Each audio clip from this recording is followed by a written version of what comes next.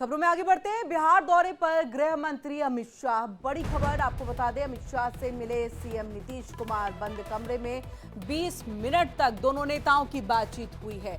दोनों के बीच कई अहम मुद्दों पर चर्चा हुई। इसमें सबसे अहम मुद्दा होगा सीट शेयरिंग का मुद्दा। और ऐसे में आपको बता दें, अमित शाह पटना के दौरे यानी कि बिहार के दौरे पर हैं और वहां पर नीतीश कुमार से उनकी मुलाकात होती है। नीतीश कुमार एनडीए का सीएम चेहरा, जो कि चुनावी मैदान में उनके चेहरे पर ही वोट जो है मांगे जाएंगे। और ज्यादा जानकारी बातचीत के लिए सीधे न्यूज रूम लीगल एडिटर आशीष सिन्हा का रुख कर लेते हैं। आशीष, अमित शाह का पहुंचना, 20 मिनट तक बंद कमरे में बातचीत का होना, सीट शेयरिंग के साथ साथ और कौन मुद्दे पर जो है वो बातचीत का दौर चला होगा?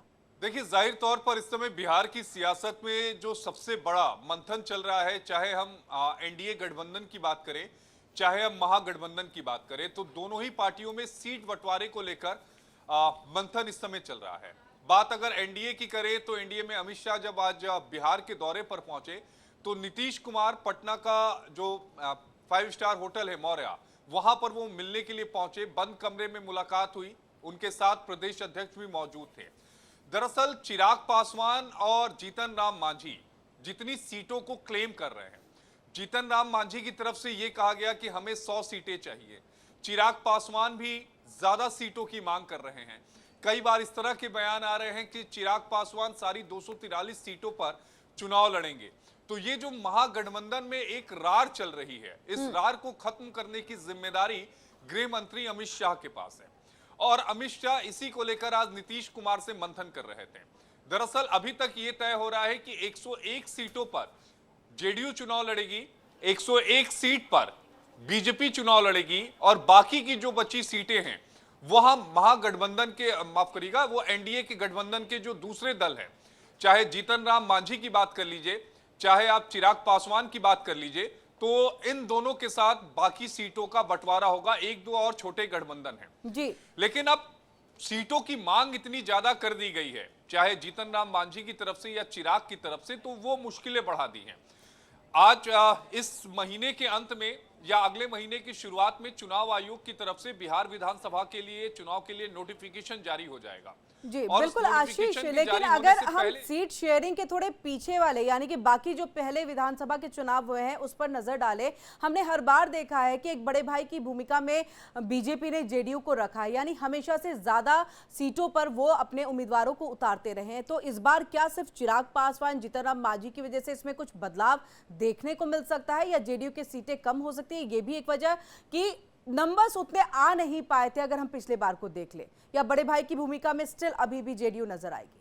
सभा की आप सीटों का समीकरण देखें तो सबसे बड़ी पार्टी के तौर पर आरजेडी है, राष्ट्रीय जनता दल है, यानी लालू प्रसाद यादव की पार्टी है। और दूसरी जो सबसे बड़ी पार्टी है वो भारतीय जनता पार्टी है। तीसरे नंबर पर जेडीयू है, चौथे नंबर पर कांग्रेस है, उसके बाद इन सारी पार्टियों का नंबर आता है। पिछली बार जो परफॉर्मेंस था, अगर हम 2020 के चुनाव को देखें तो वो परफॉर्मेंस बीजेपी का बेहतरीन था। और यही वजह है कि बीजेपी ज्यादा सीटों पर क्लेम करने की बात कह रही है। लेकिन अब बड़ा भाई और छोटा भाई बिहार विधानसभा चुनाव में रह नहीं गया है, क्योंकि सूत्र ये बता रहे हैं कि दोनों ही पार्टियां बराबर बराबर सीटों पर चुनाव लड़ेंगी। और ये चुनाव बेहद दिलचस्प होने जा रहा है, क्योंकि नीतीश कुमार पिछले 20 सालों से बिहार की सत्ता में है। कई सारी उनके खिलाफ मुद्दे हैं, एंटी इनकम्बेंसी है जिसको महागठबंधन उठाए पड़ी है।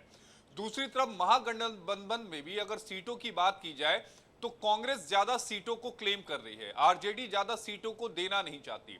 मुकेश सहनी की पार्टी वीआईपी की अगर बात करें तो पिछली बार 2020 में मुकेश सहनी नाराज हो गए थे और ये कहते हुए प्रेस कॉन्फ्रेंस छोड़कर चले गए थे कि मुझे ज्यादा सीटें नहीं मिल रही हैं। हालांकि अभी तक उनकी तरफ से बयान ये आ रहा है कि मैं महागठबंधन के साथ हूं, लेकिन बार बार वो सीटों को बढ़ाने की मांग कर रहे हैं। तो सीटों को लेकर दोनों तरफ से मांगे ज्यादा हैं, ये दावे ज्यादा है। ये कहा जा रहा है कि आप मुझे इतनी सीटें दीजिए, लेकिन तय आला कमान बिल्कुल। और आज उसी को लेकर के अमित शाह के साथ मुख्यमंत्री नीतीश कुमार की ये बंद कमरे में बैठक, बहुत महत्वपूर्ण बैठक। बहुत बहुत शुक्रिया आशीष पूरी जानकारी हम तक यहाँ पर पहुंचाने के लिए।